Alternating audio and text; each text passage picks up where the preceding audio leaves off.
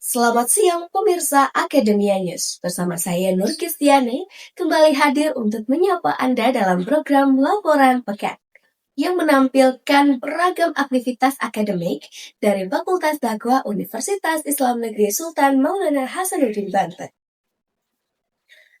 Materi perkuliahan disampaikan oleh kelompok 4 yang memaparkan secara komprehensif hubungan antara kebebasan pers, tanggung jawab etis, dan kepatuhan hukum dalam praktik jurnalistik di era digital.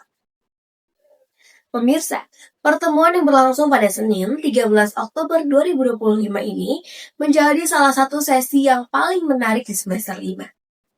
Melalui pemaparan kelompok 4, mahasiswa diajak untuk memahami bagaimana perkembangan teknologi informasi telah membawa perubahan besar terhadap praktik jurnalisme. Kini, muncul dua bentuk jurnalisme yang menjadi fokus utama kajian, yakni jurnalisme data dan jurnalisme investigasi. Keduanya memiliki peran penting dalam menjaga transparansi publik, tetapi juga menghadirkan tantangan etis dan hukum yang tidak sederhana. Jurnalisme data memanfaatkan angka, dataset, dan analisis digital untuk menemukan pola dan fakta tersembunyi di balik fenomena sosial. Sedangkan jurnalisme investigasi berfokus pada pengungkapan kebenaran tersembunyi yang seringkali melibatkan resiko dan keberanian moral dari seorang jurnalis.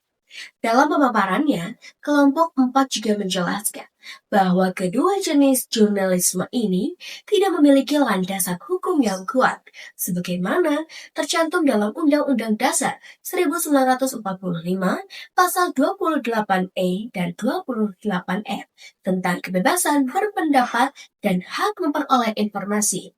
Undang-Undang Nomor 40 Tahun 1999 tentang Pers, Undang-Undang ITE Nomor 19 Tahun 2016, dan Undang-Undang Perlindungan Data Pribadi tahun 2022. Melalui regulasi tersebut, jurnalis memiliki kebebasan untuk mencari dan menyebarkan informasi, namun tetap harus tunduk pada batasan etika dan hukum yang berlaku.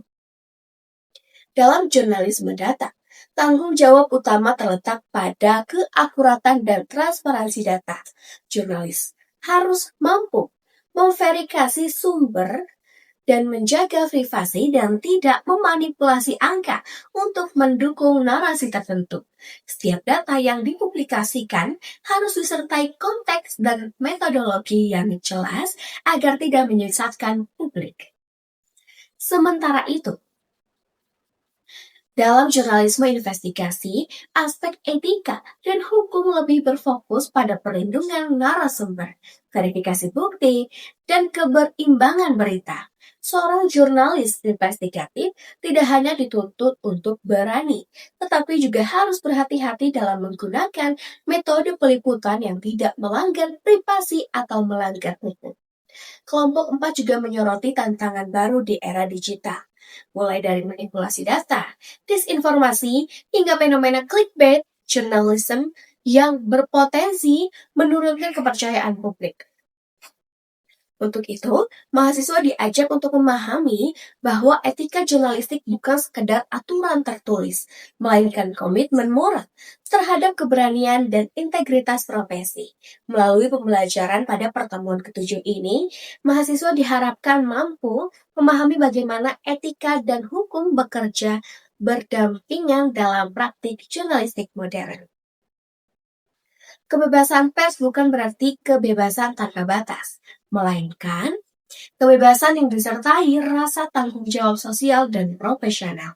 Mahasiswa juga diharapkan mampu menjadi calon jurnalis yang kritis dan berintegritas, yang tidak hanya cepat dalam memberitakan, tetapi juga cermat dalam memverifikasi.